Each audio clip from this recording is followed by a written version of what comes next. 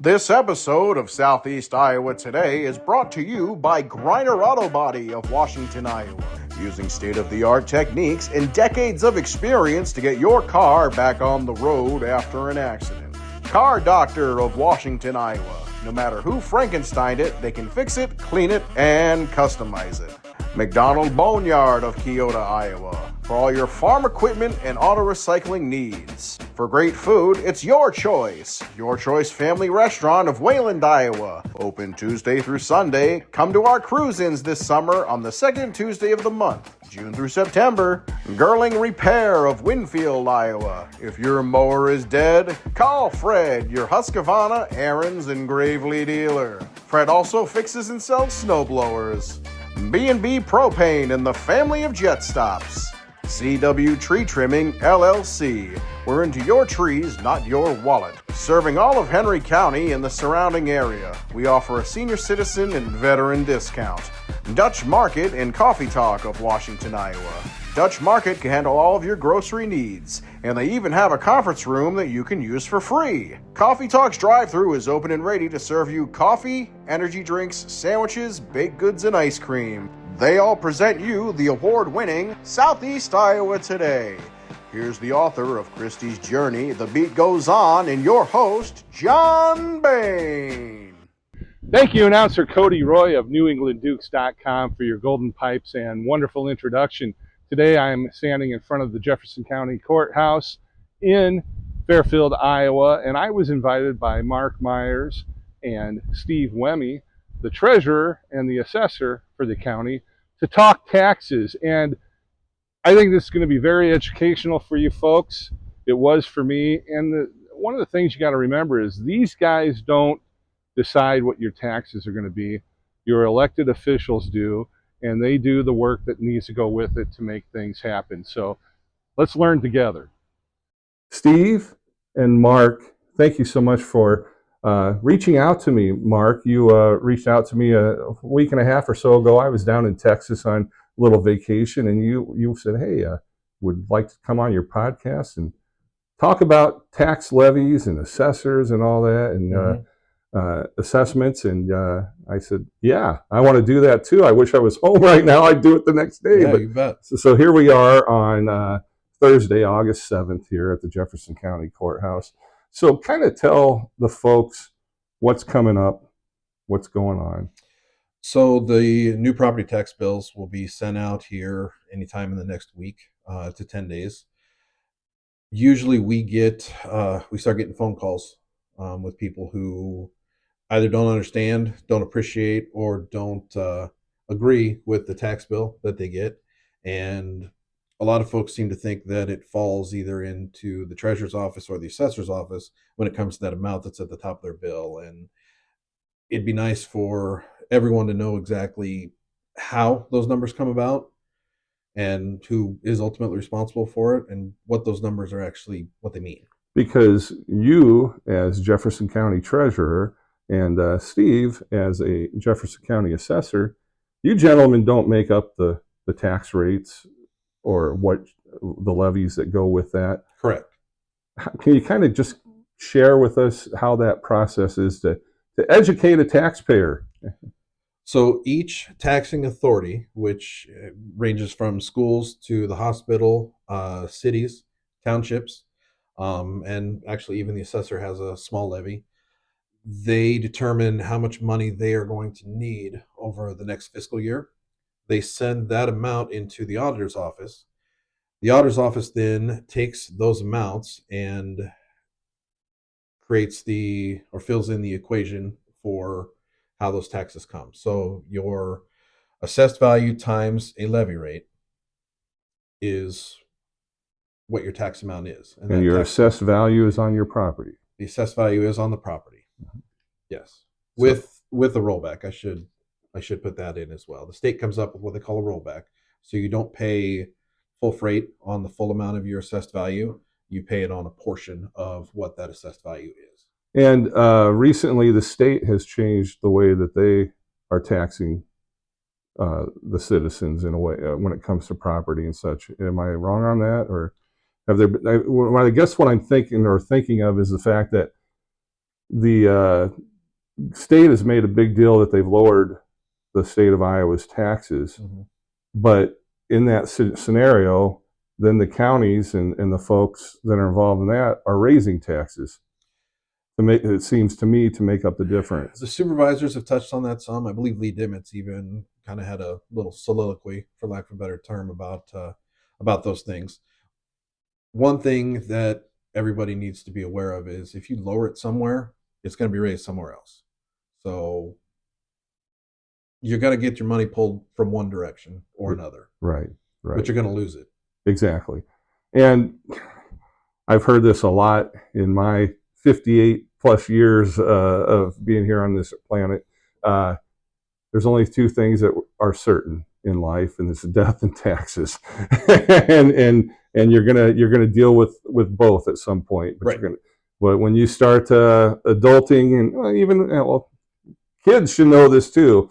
Every time you buy a video game, there's sales tax on it, and that's going to pay for things. But the point is, folks, we can't escape it. But what we can do, gentlemen, is maybe control the pain a little bit. And when I say that, the different departments in the county and in the cities that people live, they have needs that have to be met as far as taxpayer dollars go, but they also have wants. And voters and citizens need to become more involved to help those departments really understand what the difference between a want and a need is. And Steve, we talked a little bit off camera earlier about the fact that there are wants that take place that are good things for the community, and taxpayers pay those, and they continue to pay. That's correct. You know, the voters, per se, in the county, in the cities, they have things that they bring to election schools, and people vote whether they want to have those or not. And you know, it might have been something from several years ago that they're still paying on, but you know, and I don't know, maybe some of those things need to be revisited once in a while, but a lot of those big ticket items are voted for, and it's paid for with taxes. There you go. And one thing I want to stress, because we talked about it off camera, and I want to say it again, and is the fact that you gentlemen, you have really no dog in the fight. You're doing the job of doing what the departments in the county have assessed and levied with those taxes. That's correct. I mean, we're a small piece of the pie, per se, and the levy, my small levy that I have, just goes to make my office run. There's nothing. I'd like to think it's a pretty no frills office. Okay. But yeah, it just takes money to run everything. And we talked about this off camera before we started. There's 99 counties in Iowa, and every county, along with a couple more cities you had mentioned, cities, yes, sir, are going through this right now. Yes. At this time of the year. You do it every year. That's correct. So whether you're in Jefferson County, Scott County, Iowa County, wherever you're at, everybody's in the same boat. It's a very similar situation everywhere, I would assume.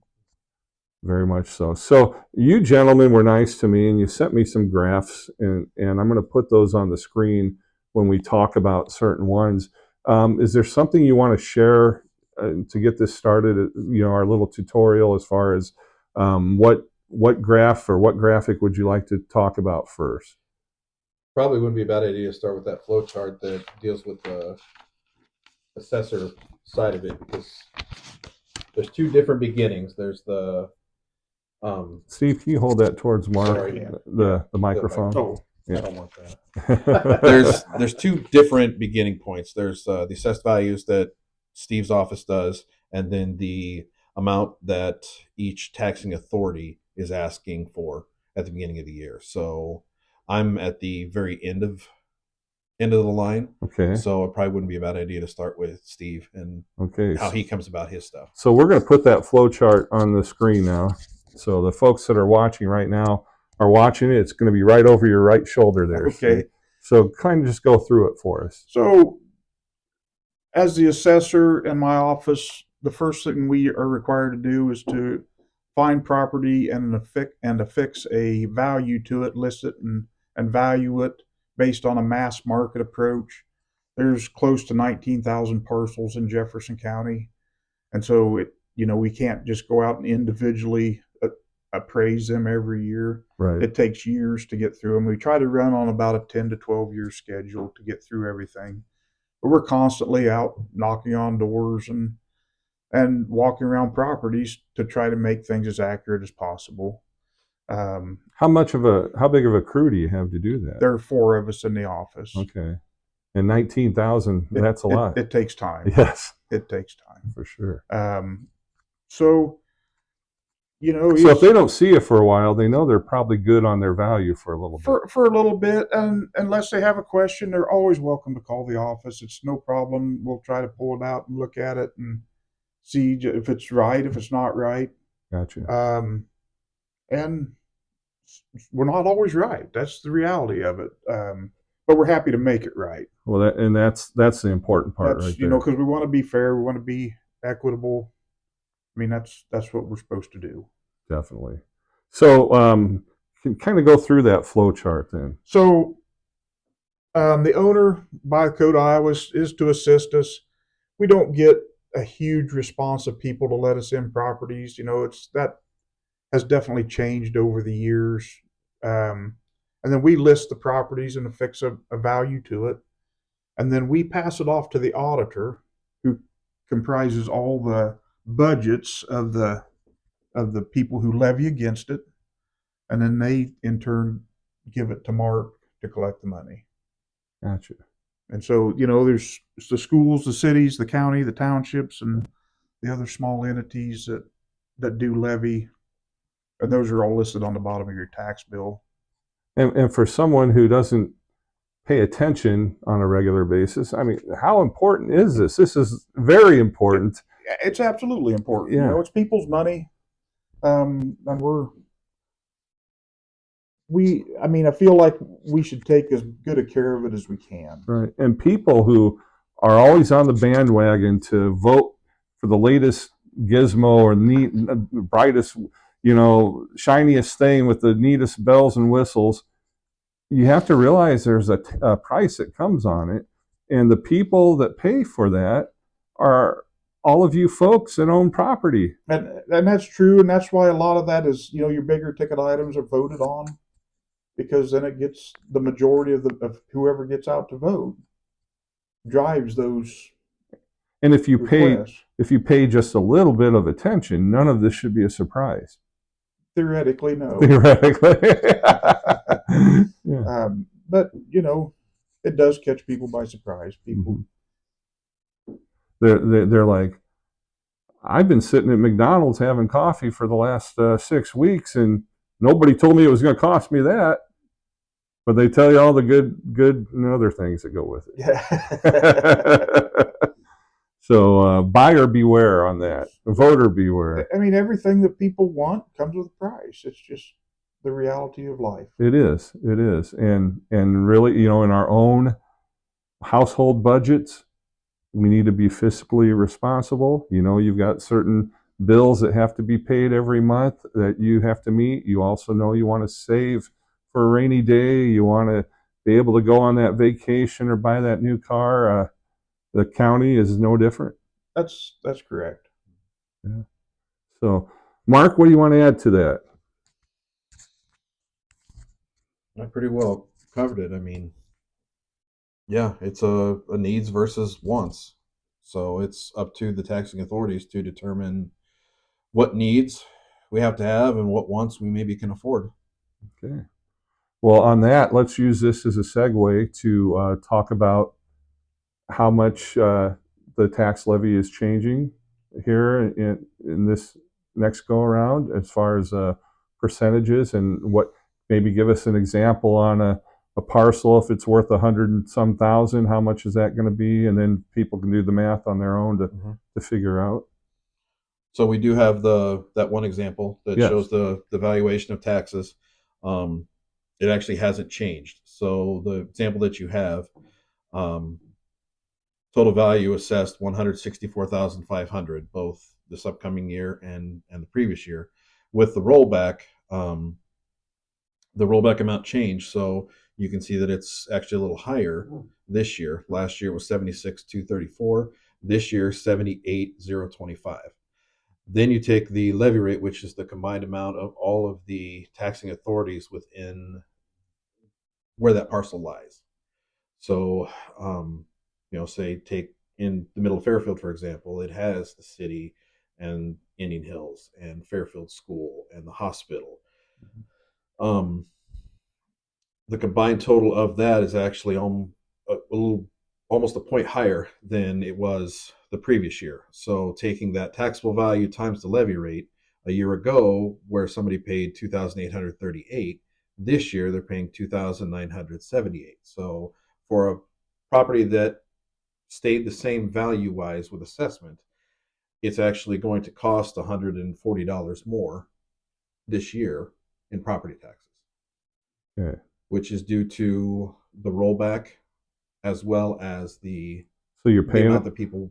you're paying a little less on the state level, but the county is forced to bring it up on the county level. Is that a fair assessment of that, or Taxing authorities are the ones that are involved in it. So Okay. the rollback actually went up a little bit. So to that point, yeah, I believe so. Okay. That is a great question for our auditor's office. They're the ones that Okay. deal with that a little bit more. Now, But Jefferson County Auditor, if you're watching today, you can reach out. I'm going to put my Facebook page up here, and you can just send me a message, and we can talk more about it when you have time. I know you're busy.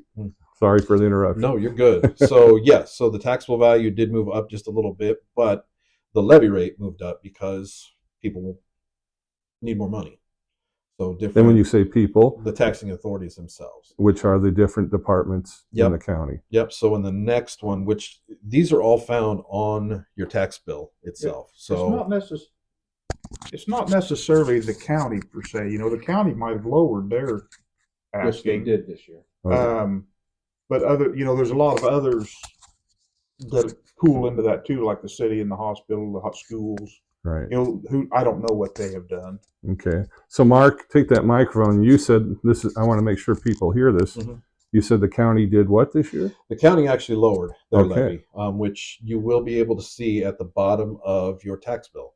It shows which taxing authority is collecting from you, how much they're collecting from you, and what portion of the pie they are. So in this example, the city of Fairfield is taking the biggest share. So if you look at a pie chart, they're taking the biggest piece. Okay. Which makes sense. You live in the city. So they are about 43% of the total, which is almost 1,300 of that 2,978 is going to the city. Then the school district is usually the next one that's in line. The county levies, it actually dropped 7%. Put that into context, the school district went up almost 7.5%, and the city of Fairfield went up 7.1. So that's where taxpayers should be paying a little attention. In a sense, yes. They need to understand why. And that's not something you guys. That's not No. something you guys said to me. That's just my observation Yes. as a, huggable little Yes. harmless fuzzball of a podcast host. And those increases could be completely justifiable, but those are questions for those taxing authorities. Right. I know that the supervisors made a big deal about trying to get things lowered as much as possible. And one thing to add to that, even with that 7% decrease, that includes that EMS levy that passed last year. Okay. So even with that EMS levy that was added in, it's still a 7% drop over last year. And bottom line is, you gentlemen in your departments, you don't make the decisions on what those numbers are. Those numbers are from the entities that made them happen. And so when folks get a tax bill or anything else, they can call and ask you questions. Mm-hmm. But some of the answers they're going to get is, well, you're going to need to talk to this department or that department because they went up, or this is how it is, and for a taxpayer to better understand, they need to ask questions of those people. Right. The hospital is a really good example of that. The hospital levy did drop. Actually, in this case, it dropped almost 23%. And a lot of that is because with the CMS levy, the levy that we were collecting from the hospital, which I believe was 28 cents per thousand assessed, went away. Okay. So we're not collecting that anymore from the hospital. So that's an example where the taxing on that ran its course, and it's now done. Yeah. Okay. Yep. It dropped. The county soaked it up, and yet we're still below where we need to be. So overall, the departments, the elected officials, and the department heads that answer to the supervisors and have their budgets approved through the supervisors, I think did a pretty good job this year of making sure we took care of our needs without getting too fluff with our wants. It definitely looks like it on paper, and we've been sharing the document on the screen. That's for sure. And you need to apply. Everybody should applaud those folks for doing that. I mean, I think it seems to me that people are in place and understand the importance of and the difference between the wants and the needs. So that's a good thing. What else should we talk about regarding this? I'm going to take a quick break, and we're going to come right back. Hey, thanks for watching the podcast. We're taking just a quick break here because I need to share with you how you can get one of these cool t-shirts or one of these cool hats or this huge, let me just make sure I'm holding this right, Southeast Iowa Today with John Bain blanket. Oh, man, it is soft too. Anyway, all you gotta do is go to a website called Bo Bain Designs, and that's what it looks like. You can see it there. Once you're there, just search Southeast Iowa Today with John Bain, and boom, up comes that. And you can get stuff like this, a tumbler that says Southeast Iowa Today with John Bain, and on the back, stay friendly, Southeast Iowa. And don't forget the ever cool Southeast Iowa Today with John Bain coffee mugs that also say stay friendly, Southeast Iowa. It's all there. And why am I telling you this? It's because I appreciate you, and I know that you tell people about this podcast, but this is a way for you to become a walking billboard, get some conversation started, help me promote your favorite podcast. And once again, I thank you. And this was a long enough break. We got to get back to the podcast. And, stay friendly, Southeast Iowa. And thank you so much. All right. We had a little break. And Mark, we're back. And let's talk about the EMS levy assessment. Okay. And I'll put that on the screen right now. It's Okay. over your right shoulder. Steve, you're going to get blocked out by a document. Go ahead. So the EMS levy is a little bit different. It doesn't deal with the taxable value. It deals directly with the assessed value. This was voted on last year and approved by the county. It's 75 cents per 1,000 in assessed value. So for every $1,000 that your property is assessed, you pay 75 cents into the CMS levy, which goes to offset the costs that have incurred through the county taking over the ambulance service. Now, if I did my quick math right, that'd be $750 per 100,000. Yes. Okay. All right. Did I do that right? 75 cents per 1,000. $75. Okay, $75. Yep. I forgot to move that decimal over there. Yep. Yeah. So for $100,000 house, that's why he's your treasurer, folks, and I'm not. My wife's the math teacher. There you go. 75 cents per 1,000. So $100,000 house, you're paying $75 in an EMS levy. Okay. $200,000 house, it's $150, and that part goes directly to the EMS side of things. There So you go. no one else touches it. Very good. So we've got that out there. Another concern, Steve, that we talked about in the break is inflation. So a big thing, I hear about the road crews and that, and the costs of vehicles and equipment. Things have just went up. Inflation through COVID and that was huge, and And it's not any different for the government side than the private side. You know, the cost to maintain things is just continues to escalate. And that's just something to bear in mind too, that it's not it's not because I don't feel like a lot of people are running away with the money. It just costs a lot more to operate Right. today than it did 5 or 10 years ago. That's for sure. And everybody watching or listening to this knows that to be a truthful fact that we all don't like. But one thing that's is getting better is inflation is coming down. But then there's that point where everybody gets comfortable with that higher price, and it's never going to go Yes. back to what it was 8 years ago, or Yeah. 10 years ago, or Right. 6 years ago. It's hard to go backwards. Yeah, it is. It is. Um, I really appreciate the fact that you guys invited me up here to the third floor of the Jefferson County Courthouse and to have this conversation, because it definitely, I think we're underscoring the realities of things, and the fact that this is how your taxes are done. And you folks, we talked about it earlier, they put the Jefferson County citizens, and any citizen in any county in Iowa, you're electing people to handle your money and to run your county, to provide the necessary services that your county needs to live, survive, and thrive. And nobody gets to ride for free. That's true. Not usually. Yeah. So it's so important. And Mark, was there anything else you wanted to share as far as the tax bill itself? I think what people need to understand is, they get their assessment letter in the mail from Steve. They get the tax bill and the letter with my name on it. And the first thing you think of is, okay, these are the guys that are ultimately responsible for it. And it's just part of our job. Mm-hmm. We are required to do these things. If assessed values were twice as high, those taxing authorities still need the same amount of money.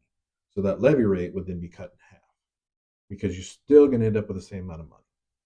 If assessed values were half as much, that levy rate then is going to double, because you're still going to need that kind of money, the same amount of money. So 5 times 2 equals 10, 10 times 1 equals 10. There you go. So regardless, while you were explaining all that, I'm like, okay, I'm going to have him say that again. But then when you just did the easy math for us, there it is. Yeah. So it's a part of it, but ultimately it boils down to how much each taxing authority feels that they need in order to get by for that next year. Mm-hmm. And the rest of it is just math. Yeah. And folks watching this, at a certain point, you've got to trust the people that you elected, and you've got to trust the people that are appointed, and hope that things are the way they should be. But don't just hope. Go to a Board of Supervisors meeting. They have them on Monday mornings at 9 o'clock? I think 8:30. Yeah, every Monday morning right here at the courthouse. You can reach out to the different department heads. They're all on the Jefferson County website. There is easy ways to do that. From what I've seen from my experience of going to Board of Supervisors meetings and such, and then the department head meetings, and when people have come in and different things, everybody's pretty accessible. We hope so. Yeah. I hope so. Yeah. I mean, it should never be wrong to reach out and to obtain knowledge for yourself. Right. Now, as far as obtaining more knowledge on this topic today, would you recommend folks stop by, call, go through the website? What's the quickest way for them to get a response? Yeah, you can call, you could stop in. Do you have the best number memorized to call? Depends on who you want to talk to. It depends on. Yeah. If you could flash Lee's cell phone number up, that'd be great. Yeah. If your concern is with the county, call a supervisor. If your concern is with the city, call your councilman or the mayor, the school, maybe the superintendent. I mean, just depends on what your concern is. Reach out to that group and just ask them. I'm sure they can tell you. And what I did through through the magic of podcasting, while you were saying all that, I put the website address on the screen so that people can see that. So, and it also will be in the description of this episode too. So there'll be a link there for people, and that'll get them pointed in the right direction. Very good. All right. Well, gentlemen, we've have obtained what I will call podcast excellence. Before we wrap up, is there anything else that we should have talked about that maybe I should have brought up, but not smart enough to ask, that you guys would like to share before we wrap up? We just want people to be as informed as possible. We know that society kind of sucks right now. We know that people are on pins and needles, and we get that. But take my office for example. If you come in and you're upset, frustrated, the ladies at the counter, it's not their fault. They don't have anything to do with it other than smiling and taking your money and trying to help you out in the best way possible. That's what we're here for. We said it earlier. Steve and I both graduated from the College of Hy-Vee, so we learned how to be very service oriented very quickly, and very much so. That's what we strive for. And just knowing you here for the short time that I have, you even brought the helpful smiles.